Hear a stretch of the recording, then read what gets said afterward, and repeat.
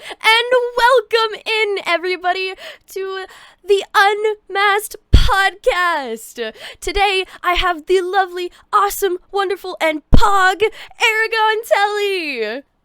Damn, that's one introduction you give for me. Oh my god, damn. Well, hello. Hello, Aragon. How are you doing today? I'm doing absolutely mighty fine, and even better now that I'm here on this wonderful podcast. Hey! This is for kind. Hell yeah. Oh gosh. Thank you for taking the time to come onto the podcast and answer some questions. I know people are very excited. Oh, are they? Oh, that's awesome. Well, I'm excited too. I'm really happy to be here. Hey, we love the vibes. We love the pog vibes. Okay. First thing that I'm going to start out asking for some of these questions. When and why did you start creating content? Wow. Okay. Well, when I was a little boy with many dreams, I once set out to go to the beach, and I looked at the water, and I said to myself, I want to be a content creator. And I don't know. I was like, I think I was like, as soon as I could think, I was on YouTube just checking out these Minecraft YouTubers and stuff, and had the aspirations of like, oh God, I want to become this. I want to become one of them. So it was actually such a fascination that I actually, for my 10th birthday, I believe, I got like a huge poster in my room from my parents that said like, I am a YouTube gamer. Oh my god. Didn't end up making YouTube content until I'm this year actually. I just Hey. started out a few weeks ago, but basically, I've always had a dream of creating audiovisual products and entertaining people and making content. And a couple of years ago, during COVID actually, I was really Hey. bored, and I was like, you know what? I'll just do a little stream thing for the fun for Among Us. I did it, and it was just on this little crappy laptop that I had, and I couldn't stream for longer than 2 hours because my laptop would burn out. So for the Oh first like no. year of streaming, I couldn't stream for longer than 2 years, for Oh, 2 hours. 2 years.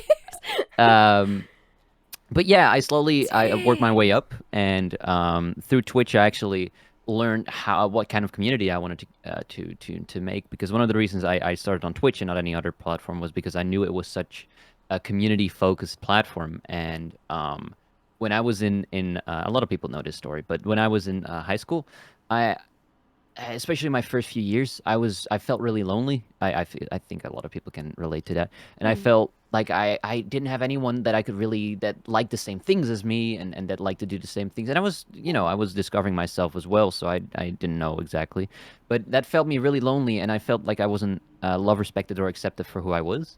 So with the community I wanted to make, I wanted to give that group, so especially people between 14 and 18, a place where they could feel loved, respected, and accepted for who they are, and they could meet like-minded people and hang out with them. So that's why I always say for each follow as well, you're loved, respected, and accepted for who you are.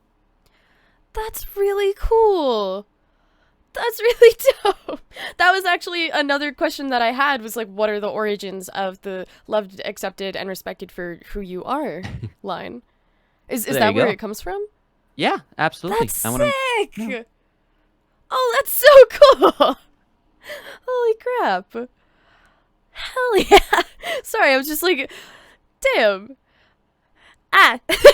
How did you come up with your name for content? Because you've had this idea for a long time of like, I'm doing content. Heck yeah. Did you have the name Aragon or AragonTelly like in your brain like since day one, or was that something that kind of like has like evolved over time?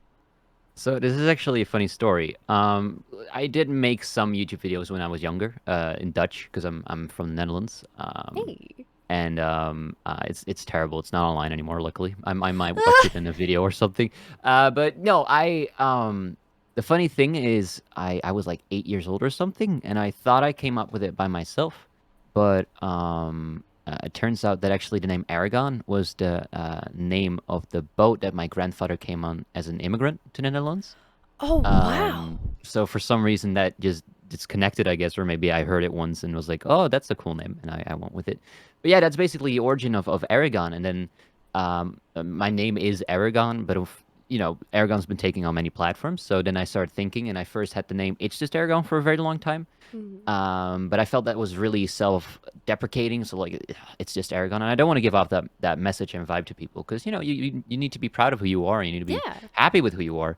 So then I spent the last 12 months thinking of names. I got about I think 16 pages filled with names, and Whoa. AragonTelly was the one that really stuck out. And about a month, I think now ago, I rebranded to AragonTelly. That's really cool. You you're just like every question I ask, it's like you're perfectly leading it into like the next topic that I have. Cuz like the Of next thing course. that I was going to ask you about was like you did go through a rebranding process recently. I was going to ask you like what was your experience with it? How did the process of it go? Like how long of a process did it take and just kind of like what your experience with rebranding was like. All right. Well, I just want to say, by the way, the fact that I'm leading into your questions is because I'm on page 3 of the script, right? Or is it Oh, 4? right. Kind of like bottom of three, bottom of three. Okay, bottom 3. Okay. Yeah. Okay, yeah. Okay, so the rebrand process, yeah. So I almost since I started streaming, I've always wanted to rebrand, and I've always wanted to reiterate myself to a place where I'm proud of what I make and what I'm proud of how I look, Mm-hmm. basically. And that took me a really long time because I felt like some things were off, and my name especially, but I couldn't come up with a good alternative, a thing that I was more happy with than it's just Aragon. Because I feel like if you're rebranding, you shouldn't do it to rebrand. You should do it because you found a new name that you're happy with, or you're really, really not happy with the name you currently have. Yeah. So I spent like a really long time trying to figure it out, talking with a lot of people about the process and how I can do it. And then I started planning, and I think by almost all of the assets that I have today were already finished in January. I just had a couple of things that were waiting, and I really wanted to plan the right moment. So we planned a whole ARG to start the whole process of making people hyped, and it Ooh. was pretty cool. I made like I edited these 3 videos that I sometimes suddenly displayed during the stream. Like it suddenly would like lost connection, and then the video would pop up, and I would be back to streaming, and I just pretend nothing is going on. And people had to figure out what the codes meant, and everything eventually led up to a website, which was really cool, with a countdown. And then the last video had the word rebrand somewhere engraved in it. So people could Oh. figure out like when the rebrand was, and after that, I just started to post videos and do the hype thing. Holy crap. You took a rebranding process and you've made it into something entirely interactive. That is so sick. I mean, I think that's the big thing of Twitch and content creation. You got to keep people interactive with your content in Very whatever way you true. can. That's very true. It's just that's just really cool. I Thank especially you. love when people on Twitch, like when they do those things of like, oh, the connection's lost suddenly, and then bam, it's like, no, it's not. It's something else. But then like you go back to acting as if nothing happened, and then the chat's just completely freaking out. Yeah, they were really excited about it. They even had like Discord servers and stuff, Oh which was my really cool. gosh. That's Yeah, so sick. Dang. and I All right, think well, considering oh, so sorry, I didn't mean to cut you off. no, please go ahead. um considering talking about like the ARGs and like the fun aspects of some of the things you've done with creation, what would you say are some of your favorite parts about content creation? Not just with Twitch, like could be Twitch, YouTube, TikTok, things you do with your community on Discord, anything and everything. Well, when I started doing content creation, I've always had a couple of set goals in my mind, and one of them was I want to be able to create something that's never been done before on Twitch. I want to be original. I Ooh. want to make something, that's never been done before, and Yeah. I'm still working on that.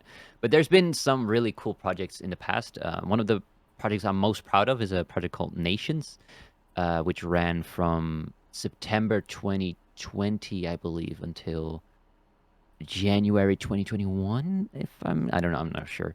Either way, it was a huge roleplay project that I set up, which was basically it was a fantasy medieval world where different Ooh. countries resided, and we roleplayed around that with medieval fights, wars, storylines, plots, Oh, big that's castles. sick.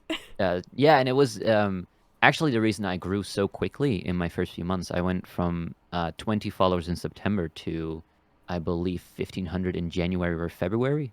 So in a couple of months, Wow. I grew insanely much because of that project, and it's still awesome.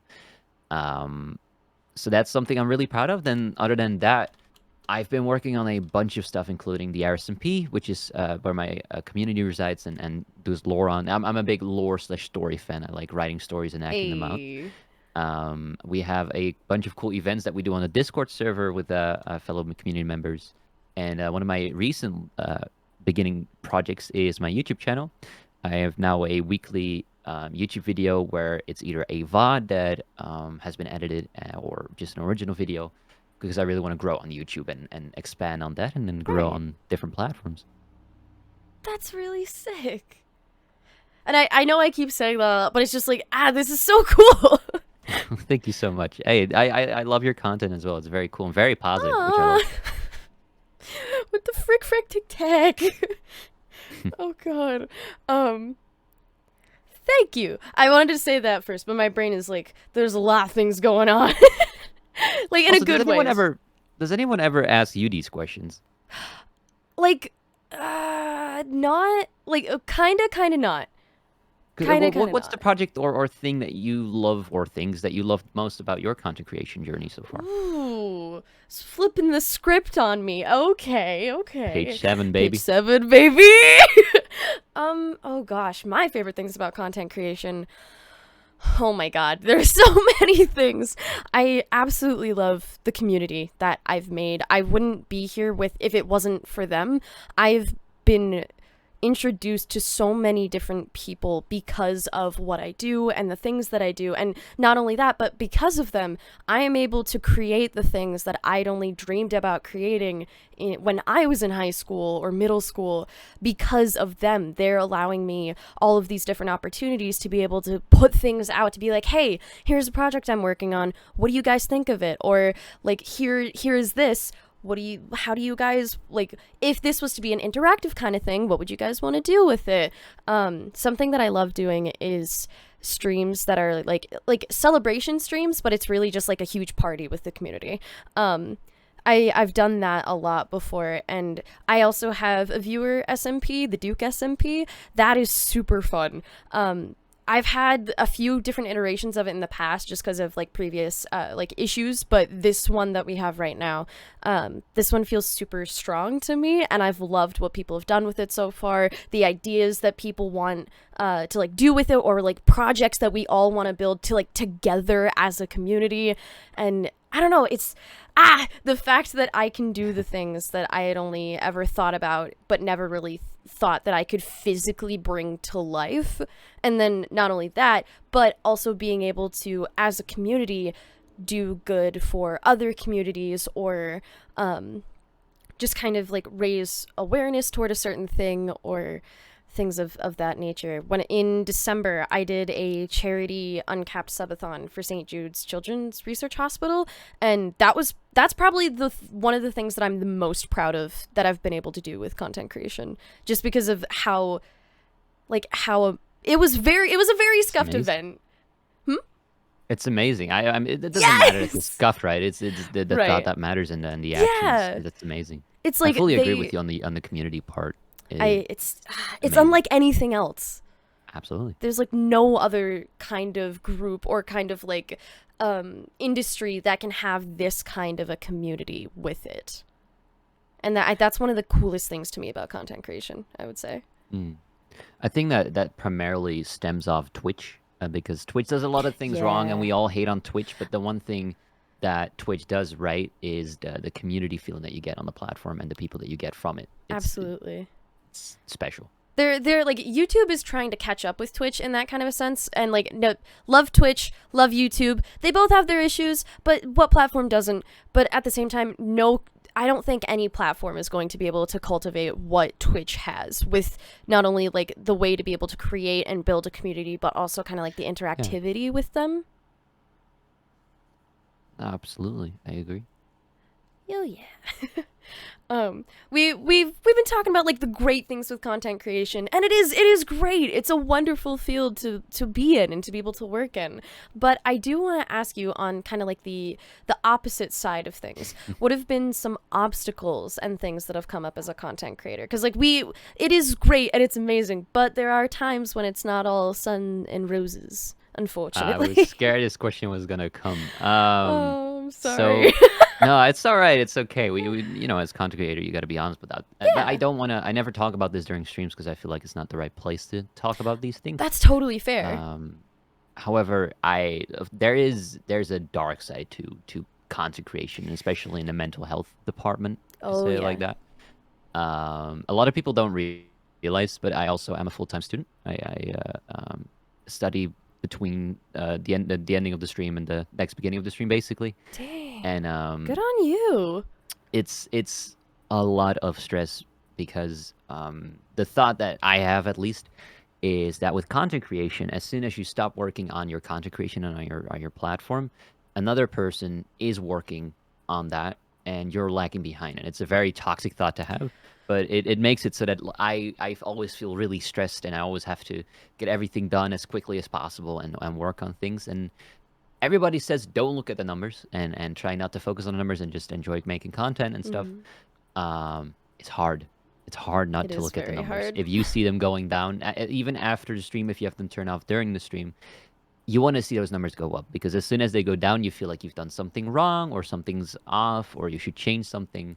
While Yeah. in reality, most of the times it's either people, especially this period. This period, everyone's having lower numbers because of exams, COVID's being less Yep. active everywhere. So there's just less people on the platform, which causes lots and lots of less viewers. However, as a content creator, you want to keep those viewers up because you want to grow and you want to be able to. Hopefully, for at least for me, the goal is to be able to live off of this eventually, to make content my job. Yeah. So it's really hard to sometimes not focus on the numbers. I've been getting better at it for the last few months where I've been focusing more on just making sure that the quality of what I create and make is good Hey. uh, against the quantity and stuff. But it's a daily struggle, and I think that's Oh for yeah. everyone. Absolutely. I would definitely say that's a huge thing. I would also say that like with the mental health aspect of content creation, that is something that needs to be addressed.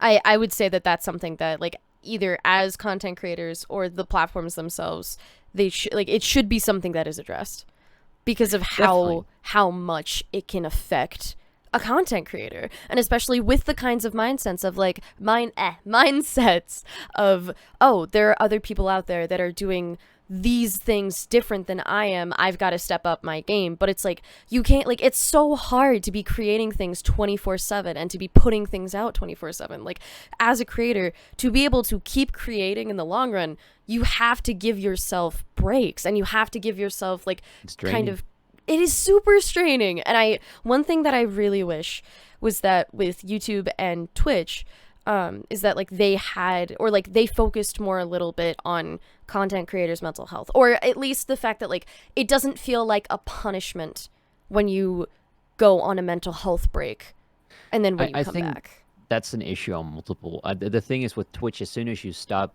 going live, your channel instantly goes idle. Basically, you don't Yeah, grow anything. People can't find your channel. Basically, that kind of stuff. I think they should really focus on working on that because that same. also makes sure that if you're not live, you can still grow, whether that be through Yeah. videos or through any other way. I don't know. That's up to them. I can just complain, you know.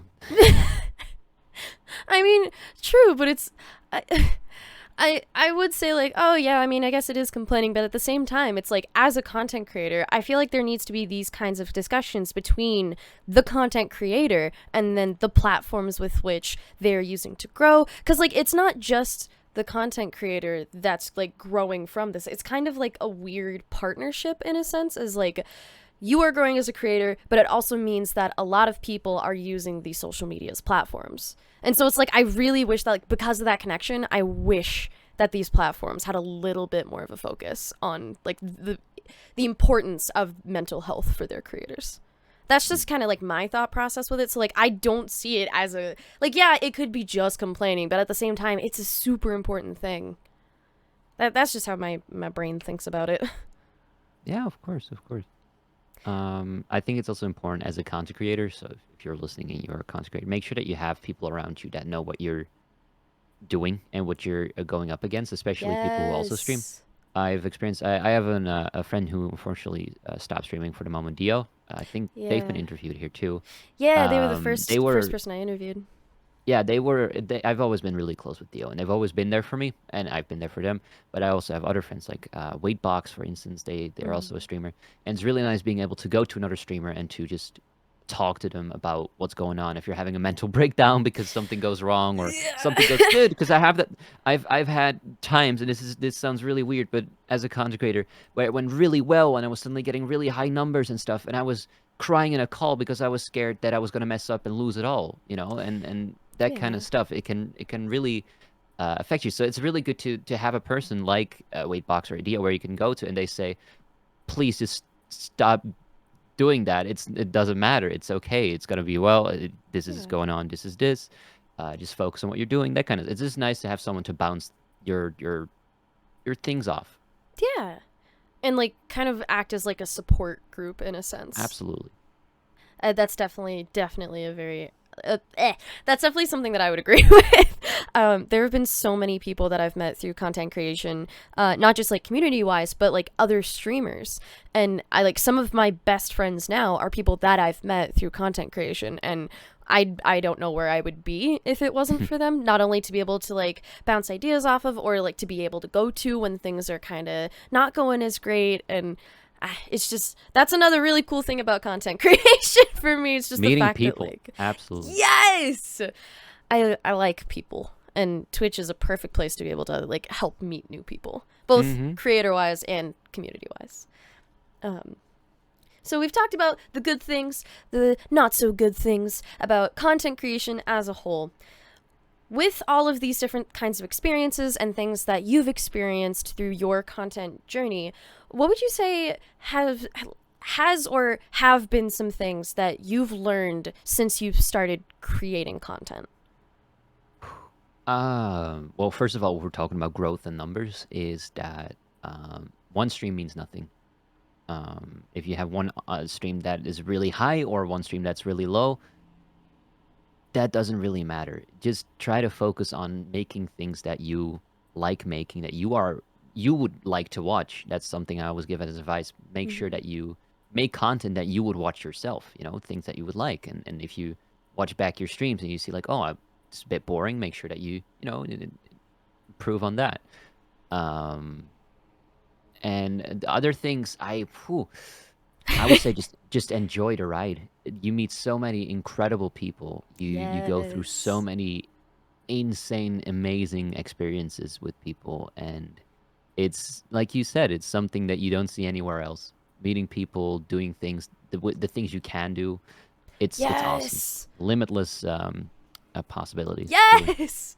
That's something that I love with content creation, and one of the things that got me the most excited about wanting to like pursue content creation was the fact that there's literally no like limit to this. Like the people who made content creation like a huge field like it is now, they had nothing to work with or to go off of. They literally paved the road. And like to me, I see it as a dirt road, so we can literally go wherever. There is no like hard defined lines of, oh, can't go into that, can't go into that, can't go about it this way, can't do this thing. There's so many different things to do in so many different ways, and the fact that there's so many different possibilities because of that, it's really Oh. exciting to me. I also want to say, sorry, one more advice would Mm. be dare to experiment. Do things, dare to differentiate your content. Yes. It's really important.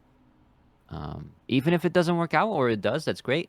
But just make sure that you do that, because it's so much fun to just do something else or to suddenly go in a different direction, whether that be another game or something else within the game or I don't know, just anything. Just don't be scared to do things differently.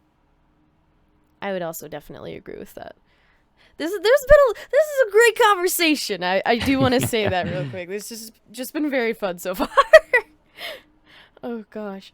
Um We have talked a little bit about kind of like Twitch and YouTube as like platforms themselves, and like they're great. They're sometimes not so great. If you were able to talk to someone from YouTube or Twitch, the way I wrote this question was originally for Twitch, but I'll throw YouTube in there too because it is a part of the content creation thing. If you could talk to someone from Twitch or YouTube, what kind of tools for streamers or YouTubers do you wish that they would add, or is there anything you'd wish that they would change, or like anything to kind of help content creators more than what they currently have? Or anything that you feel like needs to be something that to like kind of is like, oh, this is kind of an issue. It'd be really cool if you could change it or do something to help out with it. Well, where do I begin? There's plenty of things I would change about Twitch if I had the, like if I could do it. Right. Beginning, of course, with more transparency between the platform and its users. I feel like there's not enough communication when it comes from Twitch, especially when it comes towards their creators. Then, second of all, something that we already discussed: make sure that there is something going on, or you're able to do something on your channel when you're not live, so your channel doesn't become just offline/idle. And you can only grow when you're live again, or you have to go to different platforms to grow your Twitch, which is still one of the weirdest things out there. That, like, in order to grow your Twitch, you're almost forced to go to Twitter, YouTube, Instagram, TikTok things to grow. I feel like that's not necessary. I mean, look at YouTube. On YouTube, if you just start uploading, there's a chance that you can just grow. On Twitch, you have to either pray for a humongous raid, because also raids tend to, wear off after a couple of streams. You have to do it for so long that you just slowly gain and just hope for some momentum at one point. I feel like it could be so much better when it comes to the way you can grow on Twitch, and make it more inclusive for different things. Other than that, I think they're already working on it, and I don't think they could do more. But it would be great to have more bot protection / trolling, that kind of things, because I feel like there's a lot of botting going on, especially in the LGBTQ community. I feel like there's a lot of homophobic things going on over there. But I think that's the main points. Also, it'd be great if the revenue split was a little bit better, but hey, that's just that's money talking. Yeah.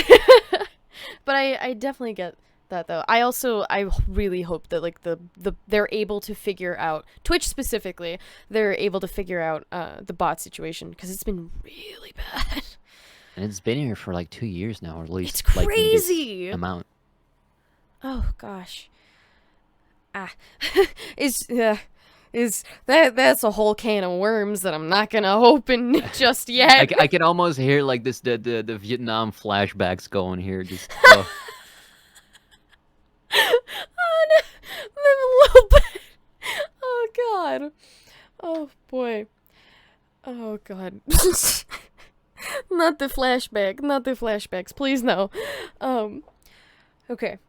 With content creation, where do you hope to see yourself within a few years? That is one thing that I want to start asking people, is like what are not necessarily like future plans, but like what do you hope to do with content creation, or is there like an overarching goal that you're trying to achieve? Anything in that kind of sense? Like what from here forward?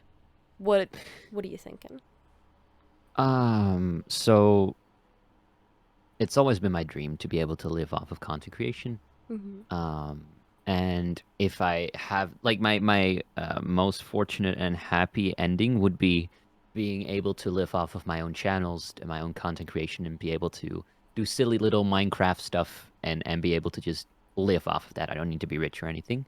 It's always been one of my goals is to be the biggest streamer on Twitch, and that will always be a goal until I've succeeded in that. So I'm not stopping anytime soon.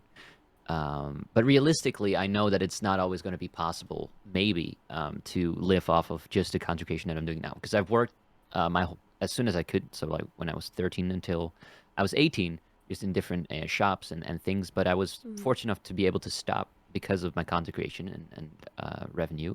However, as soon as I'm stopping with my uni or done with my uni, I will have to be able to, find another way to get more revenue. So one of my other dream jobs is to be able to just live somewhere within those content creation spaces. So whether that be for a content house or anything, but just be able to create or produce content somehow, Right. as long as I'm working on making things. Yeah. I I definitely get you there.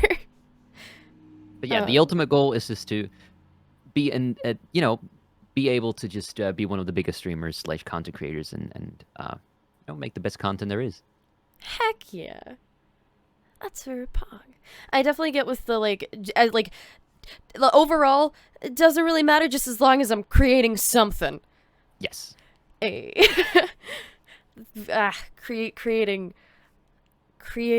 is very very pog. There's so much that I could say about it talking about content creation or not content creation. It's just one of the coolest things to me.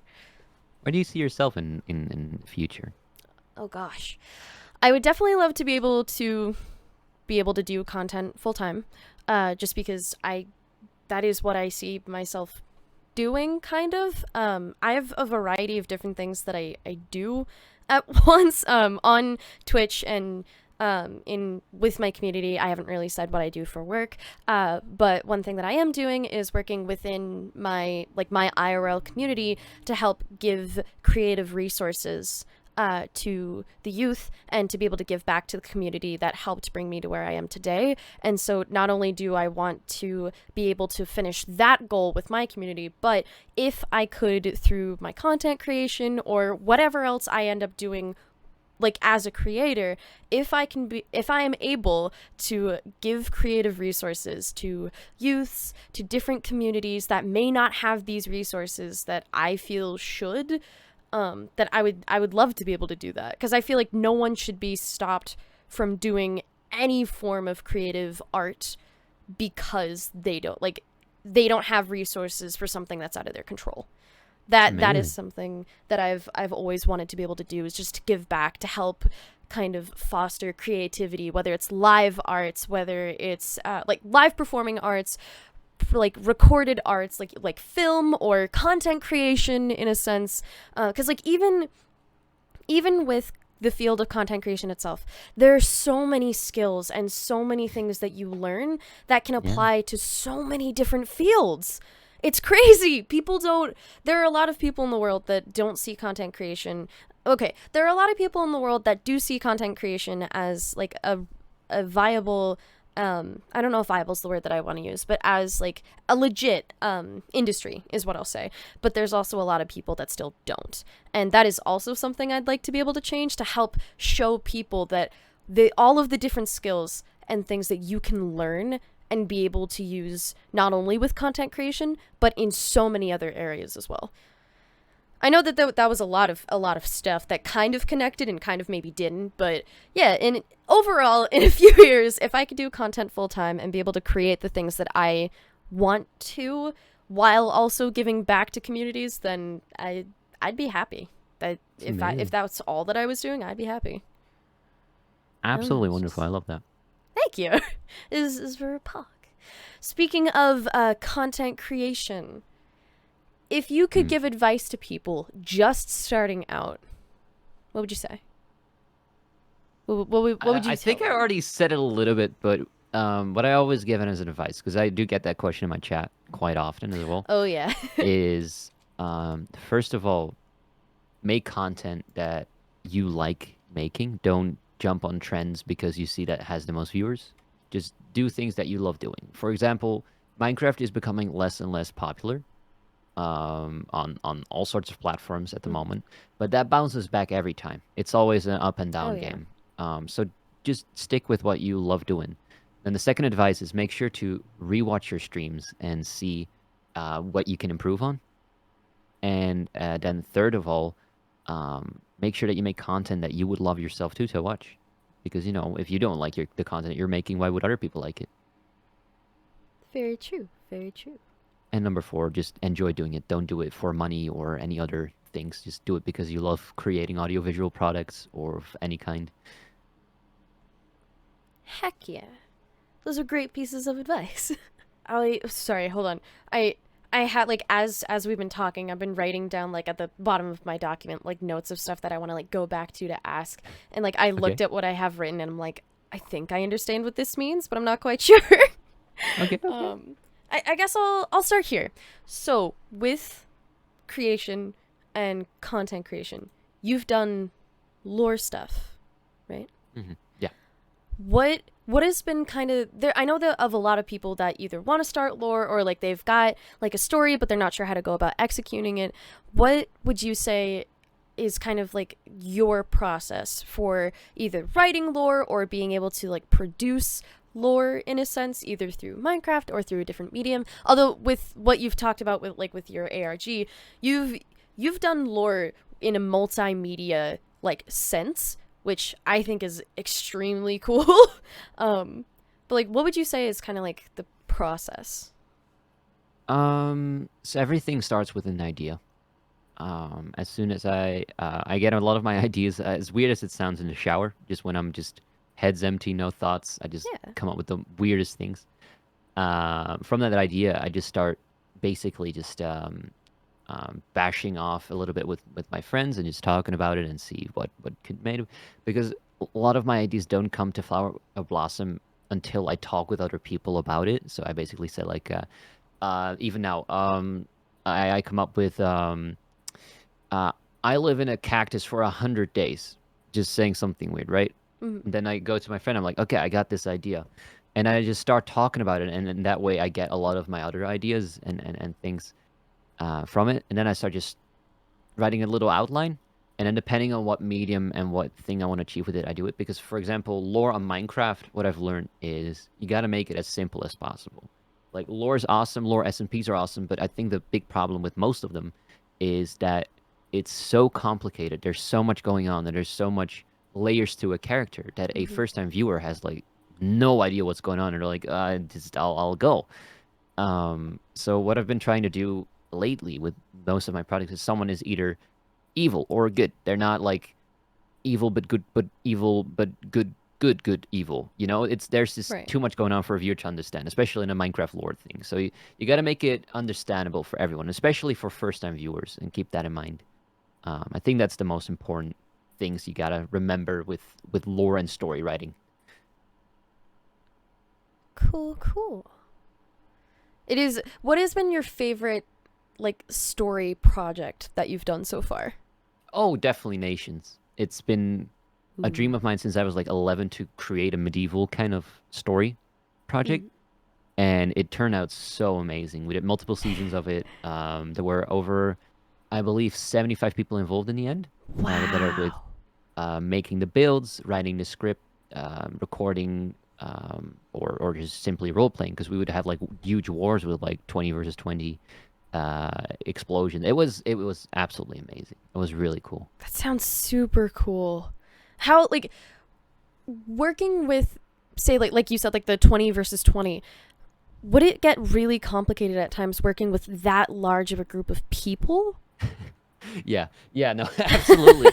And plenty of things go wrong there. Whether it is communication or just um, it's hard to work with a lot of people, especially online, because everyone's different in many different ways when it comes to understanding things, or when it comes to maturity. Some people are more relaxed, and other people are more excited to just kill each other, that kind of thing. Mm. So it's important to write down step by step what the plan is with such large streams like that before doing them, because otherwise there's just too much chaos.